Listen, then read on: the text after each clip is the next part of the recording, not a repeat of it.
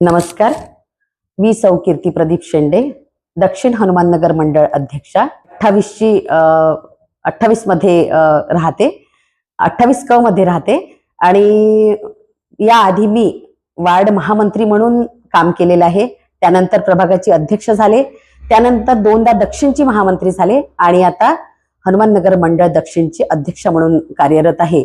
तर हा 15 वर्षाचा माझा कालखंड मी अगदी न कुठे थांबता पार केलेला आहे आणि आता या संघटनेत या पदावर अध्यक्ष या पदावर येऊन पोहोचलेली आहे. कीर्तीताई, नमस्कार. आमच्या चॅनलवर स्वागत आहे.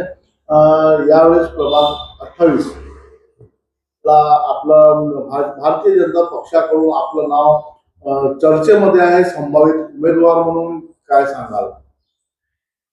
संभावित उमेदवार म्हणून मी हेच सांगेल की ग्राउंड लेवलवर काम करण्याचा प्रयत्न करेल. सपोज मला तिकीट मिळालं महापालिकेचं तर ग्राउंड लेवलवर काम करण्याचा प्रयत्न करेल. जनतेच्या ज्या मूलभूत समस्या आहेत त्यांचं निराकरण करण्याचा नक्कीच प्रयत्न करेल.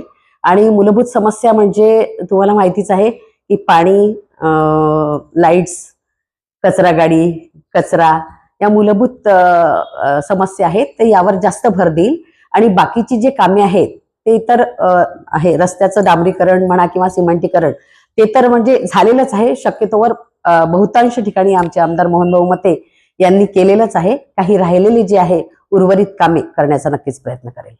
कशा प्रकारची कामं आपल्या प्रभागामध्ये आता सध्या उरलेली आहे तर ज्यांना आपल्याला पूर्ण करायचं आहे, काय वाटतं?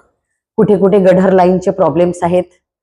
कचऱ्याचं म्हणजे कचरा गाडीचं कधी कधी येते कचरा गाडी, कधी कधी नाही येत, त्यावर निराकरण. आणि कुठे कुठे साठलेला जो कचरा आहे त्यावरही काम करायचं आहे. कारण जास्तीत जास्त म्हणजे फोन जे आम्हाला येतात ते त्याच्यासाठीच येतात की कचरा गाडी येत नाही आणि जिथे तिथे कचरा साठलेला आहे आणि गढर लाईनचा मोठा इश्यू आहे बऱ्याच भागात, तो सॉल्व्ह करण्याचा प्रयत्न करेल. आणि जिथे सिमेंटीकरण म्हणा किंवा डांबरीकरण झालेलं नाही आहे तिथे नक्कीच प्रयत्न करेल करण्याचा. आपण कोणत्या मुद्द्यावर आपण जनतेसमोर जाणार आहात आणि जनता आपल्याला का बरं निवडून आणतील आपल्याला वाटतं? एक सामाजिक काम करणारी स्त्री म्हणून सुरुवातीपासूनच एक माझा प्राणायाम वर्ग 2004 पासून निशुल्क मी घेत आहे. या पूर्ण दिघोरी परिसरात असा एकही वर्ग नव्हता. तर माझ्या वर्गापासून सुरुवात झाली आणि लोकांशी अटॅचमेंट आहे माझं. प्राणायाम वर्ग आहे. आणि एक गोष्ट सांगू इच्छिते, सखी मंच जरी हे काँग्रेसचं वृत्तपत्र असलं तरी मी त्याच्याशी अटॅच याच्यासाठी आहे की त्याच्या माध्यमातून मी बऱ्याच महिलांशी जोडलेली आहे. मी या दिघोरीचं प्रतिनिधित्व करते सर.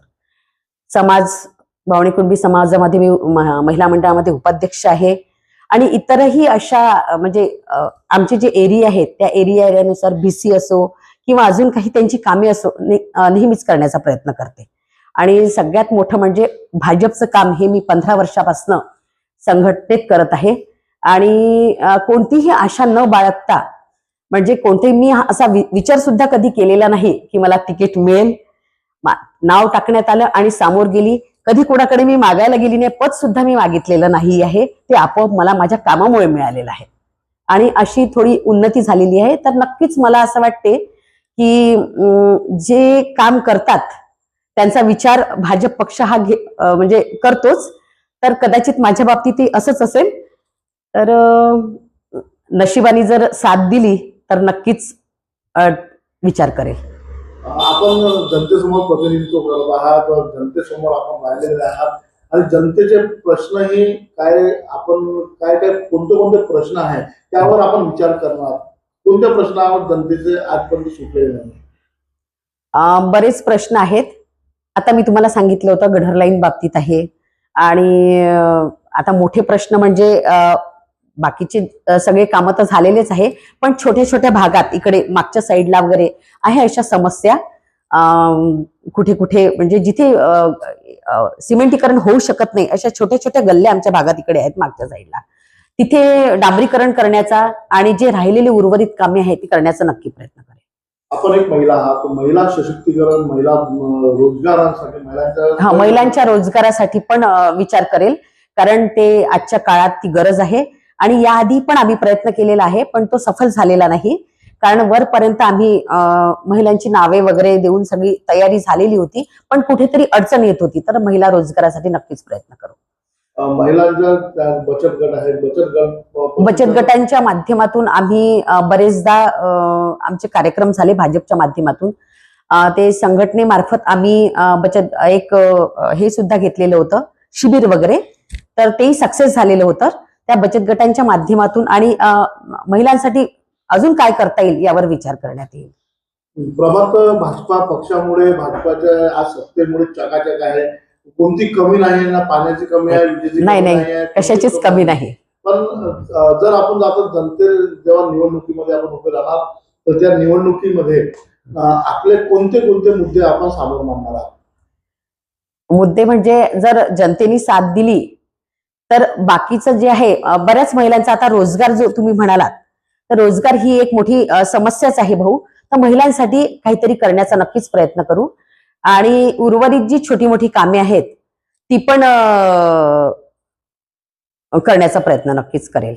नवयुवती जे आता पक्षात यावी, आणि आजकाल नवयुवतींना शिक्षण ज्यांचं झालेलं आहे, जे शिक्षित लोक आहेत त्यांना राजनीतीमध्ये यावं, यासाठी आपलं काय पाऊल पाहिजे? नाही, माझ्या मते तर मला असं वाटते की आमच्यासारख्या महिला जेव्हा बाहेर निघतील आणि हे करतील, तर तेव्हाच सामोरच्या आमच्याकडे समस्या घेऊन येतील. तर माझ्यासारख्या महिलांनी, सुशिक्षित महिलांनी नक्कीच या भाजप पक्षामध्ये यावं, राजकारणात यावं असं मला वाटते. आणि जी लोकांची विचारसरणी आहे या बाबतीत की राजकारण हे चांगलं नाही, पण मी याच्या विरोधात आहे. कारण मी 15 वर्षापासून काम करते आहे.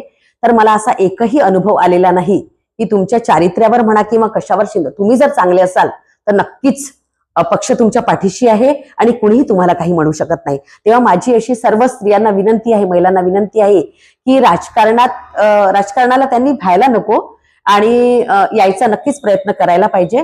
कारण काहीतरी आपण समाजाचं देणं लागतो आणि समाजाच्याच माध्यमातून आपण राजकारणात प्रवेश करतो. तर राजकारणाच्या माध्यमातूनच आपण काहीतरी करू शकतो समाजासाठी, अशी विचारधारणा मी ठेवते. तर नक्कीच महिलांनी प्रवेश करायला हवा. 15 वर्षापासून आपण सतत भाजपाच्या वाटचालीवर आपलं काम आपण दाखवलेलं आहे, आणि पक्षाने यावेळेस आपल्यावर विश्वास दाखवत आहे. आणि विश्वास दाखवल्यानंतर आता आपल्या प्रभागाच्या जनतेला आपलं काय एक आव्हान आहे, काय एक संदेश आहे की जो प्रामाणिकपणे काम करतो त्याच्या पाठीशी जनतेने राहायला पाहिजे. जो नागरिकांच्या समस्या काही पदावर नसताना किंवा पदावर असताना सुद्धा निराकरण करतो, अशा एकनिष्ठ याच्याशी कार्यकर्त्याशी म्हणा किंवा जो उमेदवार आहे त्याच्या पाठीशी जनतेने राहायला पाहिजे. मीच नाही, या जागी कोणीही असतील तरी जो खरंच म्हणजे जनतेच्या उद्धारासाठी आहे त्याच्या पाठीशी जनतेने राहावं, अशी मी मनापासून अपेक्षा करते. आणि ज्यांनी खरोखर मनातून पक्षाला दगा न देता काम केलेलं आहे अशांनाच तिकीट मिळावी. मी असो अथवा कोणीही असो, पण प्रामाणिकपणे पक्षाने पण त्याचं हे करायला पाहिजे.